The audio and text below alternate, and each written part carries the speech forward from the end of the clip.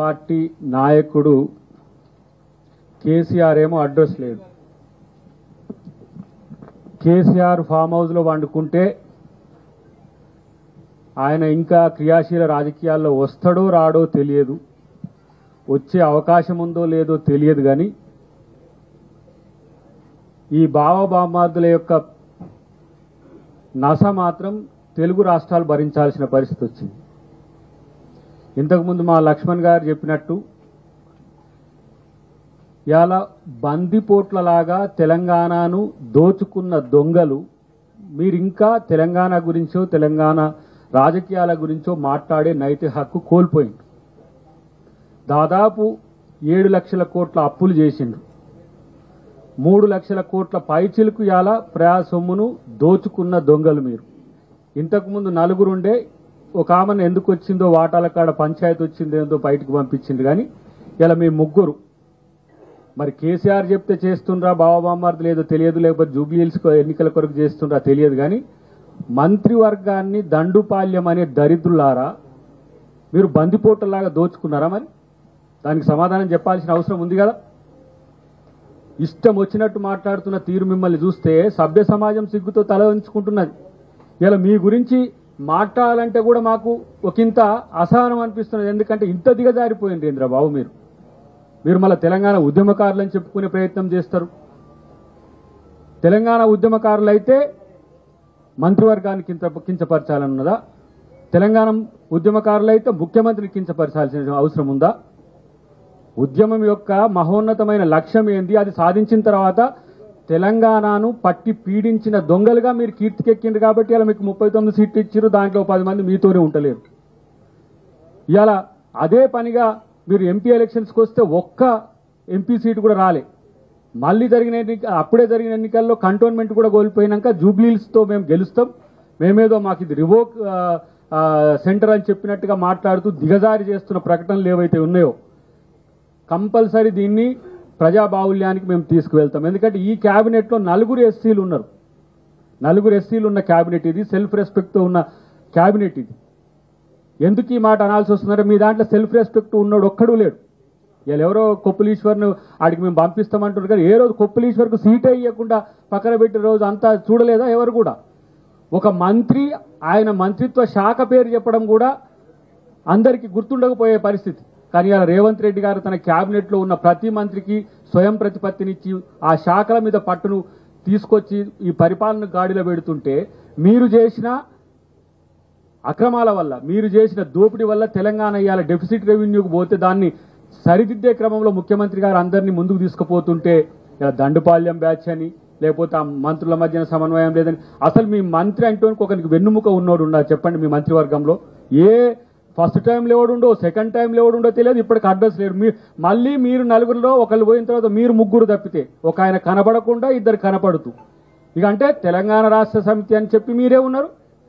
తెలంగాణను పేరు తీసేసిన తర్వాత భారత రాష్ట్ర సమితి అని పెట్టుకొని కూడా మీరు 3 ఉన్నారు. ఇప్పుడు 2 బయటికి కనపడుతున్నారు. కాబట్టి తస్మాత్ జాగ్రత్త. ముఖ్యమంత్రి మీద ఎక్కువ తక్కువ పేలుతున్న దరిద్రులారా మిమ్మల్ని ఈ తెలంగాణ సమాజం పాతాంలోకి తొక్కిన విషయాన్ని గుర్తుపెట్టుకోరు. ఇంకా ఏ మొహం పెట్టుకొని ఇలా మీరు తెలంగాణ సమాజం ముందు వచ్చి మీరు ఇలాంటి ప్రశ్నిస్తూ ఆయన ఎర్రగడ్డ నుంచి ఎర్రగడ్డకు ఆటోలో పోయినాం, ఎవరు మరి హరీష్ రావట, మళ్ళీ ఎర్రగడ్డ తెలంగాణ భవన్ నుంచి ఆటో, ఇవాళ ఆటో మీకు గుర్తొచ్చింది. ఆటో కార్మికులు చనిపోయిన రోజు ఆటో కార్మికుల యొక్క శ్రమను మీరు గుర్తించని రోజు కాంగ్రెస్ పార్టీ గుర్తించి వాళ్ళ పక్షాన పోరాడింది కదా. ఇలా రాజకీయాల కొరకు మీరు చేసే ఈ దుష్ట పన్నాగాలను ఎవరు కూడా పట్టించుకోరు. నేను ఒకటే, ఈరోజు భారత్ రాష్ట్ర సమితి కానీ, అది పూర్వపు తెలంగాణ రాష్ట్ర సమితి కానీ, అది బందిపోట రాష్ట్ర సమితిగా మారింది. ప్రజలు దీన్ని పట్టించుకోవాల్సిన అవసరం లేదు. ఎందుకంటే వీళ్ళు ఓట్లు ఇప్పుడు ఇది బానిసలకు ఆత్మగౌరవం ఉంటుంది. స్పాటకస్ లాంటి ఒక మహా యోధుని కథ కూడా మేము చదివినాం. ఈ బానిసలకు కనీసము సంస్కారం కూడా ఉండదు. ఇలా బీజేపీ కొరకో ఇంకో పార్టీ ప్రాపకం కొరకో వాళ్ళు తగ్గడమే కాదు, ఇలా తెలంగాణ సమాజాన్ని తల ఉంచుకునే విధంగా ప్రయత్నం చేస్తున్నారు. కాబట్టి దీన్ని మేము సీరియస్గా దళిత ప్రజాప్రతినిధులుగా మేము ఈరోజు తీవ్రంగా ఖండిస్తున్నాం. మా ముఖ్యమంత్రి గారితో పాటు మా మంత్రి గారు మేజర్గా మేము ఎమ్మెల్యేలమంతా కూడా ఈ ఎంపీలతో సహా ఎవరైతే ఈ మంత్రివర్గాన్ని కించపరిచేటట్టుగా వ్యవహరిస్తున్నారో వాళ్ళ మీద కార్యాచరణ తీసుకునే ప్రయత్నం చేస్తాం. ఇది సంస్కారవంతంగా ఉండాలి, సభ్య సమాజం మనల్ని గౌరవించే విధంగా, రాజకీయ వ్యవస్థను గౌరవించే విధంగా ఉండాలనే ఒక చిన్న ఆలోచనతో తప్పితే ఏమెక్కువ చేసిరు మీరు మాకంటే. తెలంగాణ ఉద్యమంలో తుర్రుమని పారిపోయిన వాళ్ళే ఇలా హరీష్ రావు లాంటి వాడు అడ్లూరు లక్ష్మణ్తో నిలబడటానికి కూడా తుర్రుమని పారిపోయిండు. ఒక దళిత సామాజిక వర్గం నుంచి, ఒక క్షేత్రస్థాయి నుంచి కార్యకర్తగా ఎదిగి వచ్చిన ఒక మంత్రిని చూసి అలా రావడానికి ఇలా మొహం లేని స్థితిలో హరీష్ రావు పారిపోయిన పరిస్థితి. కరెక్ట్గా నిలబడితే మీ పార్టీ కూడా నిలబడదు. కానీ ప్రజాస్వామ్య వ్యవస్థలో ప్రతి ఒక్కరిని ఆ రోజు కాంగ్రెస్ పార్టీ బతికించింది మిమ్మల్ని. 2004 ఎన్నికల్లో కూడా పొత్తుతో పోయి మిమ్మల్ని బతికించి చేస్తే కాంగ్రెస్ని చంపడానికి ప్రయత్నం చేసి ఇంత ఏమంటారు అమ్మ పాలు దాగి రొమ్ము గుద్దే వైనం మీదంతా కూడా. కాబట్టి అలా కాంగ్రెస్ పార్టీ సహనాన్ని, ఓపికను పరీక్షించొద్దని చెప్పి నేను తెలియజేస్తున్నా. జూబ్లీహిల్స్ రాజకీయం కొరకే ఇదంతా కూడా ఇద్దరు బావబాంబర్దులు బజార్లకు వచ్చి వీధి నాటకాలు ఆడుతున్న పరిస్థితి మేము చూస్తున్నాం.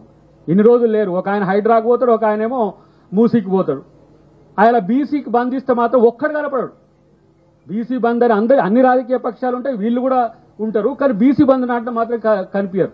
కాబట్టి మీ స్వార్థ రాజకీయాలు తెలియరు. అరే మీ స్వార్థ రాజకీయాలు ఒక ఎత్తు అయితే, సొంత చెల్లిని, సొంత మరదల్ని, సొంత కూతుర్ని కనీసం నాకు అన్యాయం జరుగుతుంది అని అంటే కూడా కనీసం పట్టించుకుని దరిద్రులు మీకు ఇంకా రాజకీయం అవసరమా? ఒక్కడన్నా మాట్లాడిందా మీ ముగ్గురులో? మా చెల్లెకి అన్యాయం జరుగుతుందని అన్న మాట్లాడలే, మా మరదలకు అన్యాయం జరుగుతుందని బావ మాట్లాడలే, నా కూతురికి ఇట్లయితుందని చెప్పి తండ్రి మాట్లాడలే.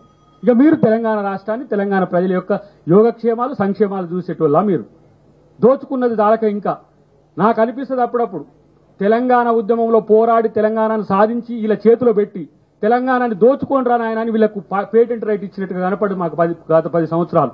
మళ్ళీ ఆ పరిస్థితిని తెలంగాణకు రానివ్వం. మేము ఈరోజు కాంగ్రెస్ పార్టీకి ఇంత గట్టిగా లాయల్గా పనిచేస్తున్నామంటే తెలంగాణ ఇవ్వడమే కాదు, తెలంగాణ సౌభాగ్యాన్ని కూడా చూసేది ఇలా ముఖ్యమంత్రి రేవంత్ రెడ్డి గారి నేతృత్వంలో ఏర్పడ్డ కాంగ్రెస్ ప్రభుత్వం. తస్మాత్ జాగ్రత్త, నోరు దగ్గర పెట్టుకోండి. మేము కూడా మీ స్థాయికి దిగజారితే ఇంకేదైనా చేయగలమనే విషయాన్ని గుర్తుపెట్టుకుంటే మంచిది తెలియజేస్తున్నాం.